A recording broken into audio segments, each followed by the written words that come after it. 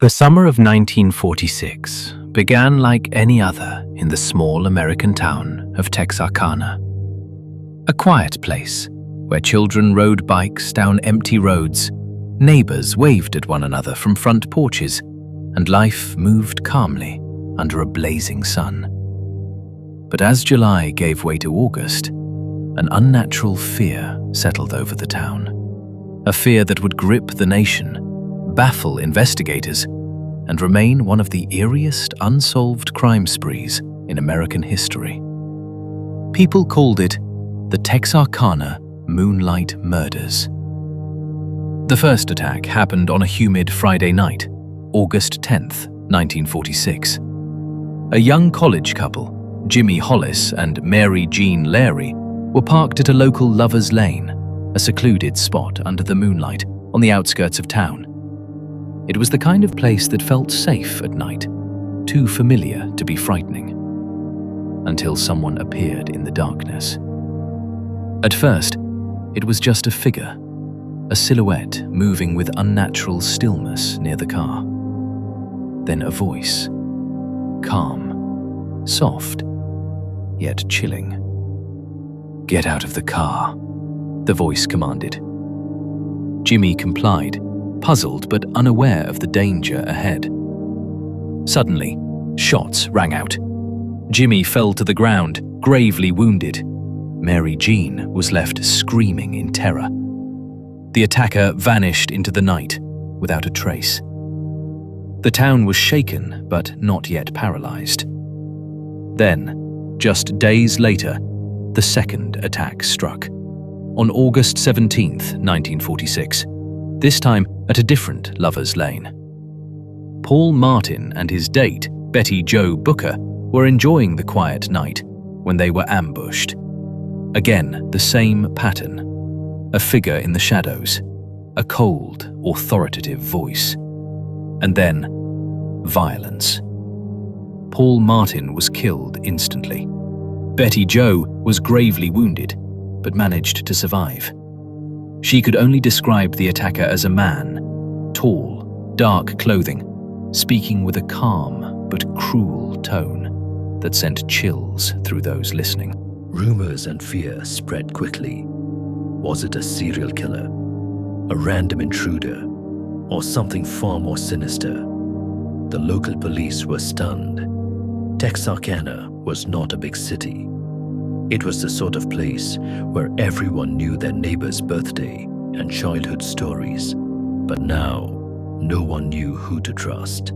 The killer had a pattern, striking at night, near isolated roads, under the cover of darkness. Then came the letters, handwritten notes left at the scenes, addressed to the police. They contained cryptic messages, boasting, taunting, and strangely poetic, like something out of a horror novel. Some of them read, "I am the phantom in the night. Your fear is my delight." The town went into panic mode. Residents drove in pairs. Parents kept children inside. Radios buzzed with news of the attacks. Detectives from neighboring jurisdictions were called in to help. They scrutinized every clue, every witness, every tiny piece of evidence. But the killer left nothing definitive. No fingerprints, no weapon, no identifiable pattern beyond the attacks themselves. Then, the fear escalated. It wasn't just couples and cars anymore. A few nights later, a third attack occurred. This time, the victim was alone, a man walking his dog in a quiet neighborhood. The assailant emerged once more from the darkness. The description was consistent. Tall, calm voice, unsettling composure. The victim survived, but the attack sent shockwaves through the community. People barricaded their doors. Lights remained on all night. The town was no longer a safe haven. It had become a hunting ground. The newspaper headlines across America were relentless. Phantom killer strikes again. Moonlight murderer terrorizes Texarkana. Who is the phantom in the night? The press coverage turned the case into a national obsession. Ordinary citizens began studying the patterns. Amateur sleuths compared notes. Journalists dissected every detail. But for all the speculation, no concrete suspect ever emerged. The killer seemed to vanish as mysteriously as he appeared. The attack stopped abruptly. After only a few documented incidents, no arrest, no trial, no confession, just silence. Decades later, modern true crime enthusiasts still debate the identity of the so-called phantom. Some believe he was a local man who fled town. Others think he was a drifter passing through America's rural heartland. A few even speculated he might have been a military man, someone trained to move quietly, efficiently, without fear. Theories abounded, but evidence was scarce. The eerie part of the story, the real terror, wasn't just the violence itself. It was the uncertainty. It was the knowledge that an ordinary summer night could turn into a nightmare. The residents of Texarkana were ordinary people. They went about their lives under stars, unaware that something dark was watching. And then one night, it struck. No one ever saw the killer's face. No one ever gave a name. All that remained were unanswered questions, chilling letters, and a cold case file that still sends shivers down the spine of every true crime fan who dares to delve into the phantom's trail. Because some mysteries are not meant to be solved, and some killers walk away into the night without ever looking back. The house on East Delmar Street looked ordinary in every possible way. It was the kind of place no one ever paid attention to. A quiet street, modest homes, lawns trimmed on weekends. Nothing about it suggested danger, violence, or mystery. On the night of June 6, 1992, 3 women were inside that house. By morning, all 3 were gone. No one heard screams. No one saw a struggle. Nothing appeared broken or forced. Yet not a single one of them was ever seen again. Suzanne Susie Streeter was 18 years old. So was her best friend, Stacy McCall. They had just graduated from high school and spent the evening celebrating, driving around Springfield, Missouri, talking, laughing, doing what teenagers did before adulthood officially began. Susie lived with her mother, Cheryl Levitt, a 47-year-old cosmetologist known by friends as responsible, careful, and protective. Sometime after 2 a.m., the girls decided to go back to Susie's house instead of staying at a friend's place as originally planned. That decision would erase 3 lives. When friends arrived later that morning to pick them up, the first thing they noticed was how normal everything looked. The front door was unlocked, the lights were on, the television was still playing static. Inside the house, nothing seemed disturbed. 3 purses were lined up neatly. Inside them were wallets, cash, IDs, keys, cigarettes. Everything someone would take if they planned to leave was still there. Beds were unmade, as if someone had been interrupted. The family dog was calm. There were no signs of a fight. Police arrived quickly, but from the very beginning, something felt wrong. This wasn't a burglary. Nothing had been stolen. There was no blood, no broken furniture, no forced entry. It was as if the women had simply stood up and walked out together, without taking a single personal item. Investigators soon learned something deeply unsettling. An answering machine message had existed, a strange phone call, a man's voice, sexual language, heavy breathing. The message had been accidentally erased by a friend before police could record it. What remained was only memory. Witnesses reported a green van parked nearby in the early morning hours. Others later said they thought they heard a scream, but dismissed it as teenagers being loud. Search dogs traced scent trails to the driveway, and then they stopped, as if the women had entered a vehicle. Days passed, then weeks. The case exploded nationwide.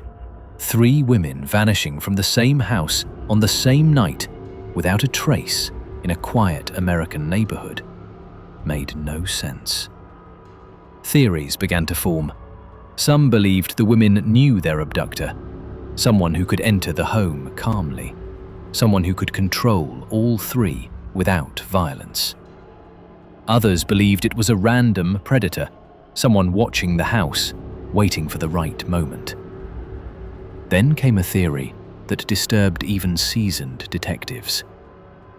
What if the first woman was taken quietly, and the others followed to protect her? Years later, an anonymous tip claimed the women were buried beneath the concrete floor of a nearby parking garage. Police excavated the site. The concrete was broken. Nothing was found. More suspects emerged. One criminal allegedly knew details never released publicly. Another reportedly confessed to a cellmate. Still, no arrests, no remains, no proof, no closure. The house on East Delmar Street still stands. To this day, it remains one of the most haunting crime scenes in American history. Not because of what was found there, but because of what wasn't. 3 women disappeared without violence, without witnesses, without answers. And whatever happened inside that house was quiet enough that no one noticed, until it was far too late.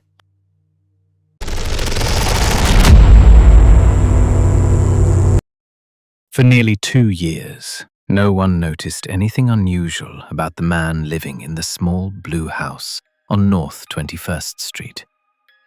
He waved at neighbors, he took out his trash on time, he spoke politely when spoken to. And behind that ordinary smile, something horrifying was happening.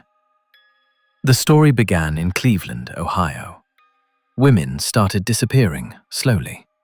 So slowly that no one connected the cases at first. No forced abductions, no witnesses, no alarms. Just people who left their homes and never came back. Some vanished after job interviews, others after meeting someone they had recently started dating. A few after telling friends they were going to see a nice guy. Police had nothing to connect the cases. Different ages, different neighborhoods, different backgrounds, until one detail surfaced. Every missing woman had, at some point, been inside the same house. The house belonged to a man named Anthony. Anthony was not on any watch list, no criminal record, no violent past. What he did have was patience. Anthony didn't abduct women from the street. He didn't use force. He offered help, a place to stay, a job lead, a ride. Once inside his home, doors locked differently. The windows were reinforced. The basement door was soundproofed. Heavy chains were bolted into the concrete walls. The women were never meant to leave. For years, they were held underground, starved, controlled, silenced.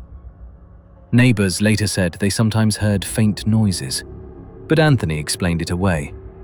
Old house, bad pipes, stray animals. No one questioned him. The victims were forced to live in darkness with no sense of time. Days blurred into weeks, weeks into years. Some lost hope entirely. What finally exposed the truth wasn't police work. It was a mistake. One afternoon, Anthony forgot to fully secure the basement door. A woman, weak, injured, but alive, forced her way up the stairs. She ran into the street. She screamed. Neighbors froze in disbelief. When police arrived, what they found beneath that house shocked the nation. Multiple women, still alive, barely surviving. Others had not made it. Anthony was arrested on the spot. During interrogation, he showed no emotion, no anger, no regret. He calmly told detectives something that still haunts investigators. They trusted me. That made it easy. The house was demolished. The neighborhood tried to move on. But for those who lived nearby, one question never faded. How long had they lived next to pure evil without ever realizing it? And how many signs had been ignored? Stories like this remind us that the most dangerous monsters don't hide in the dark. They hide in plain sight. If this story disturbed you, leave a comment with your thoughts. Subscribe to the channel for more real horror crime stories. And tell us, what warning signs do you think people missed?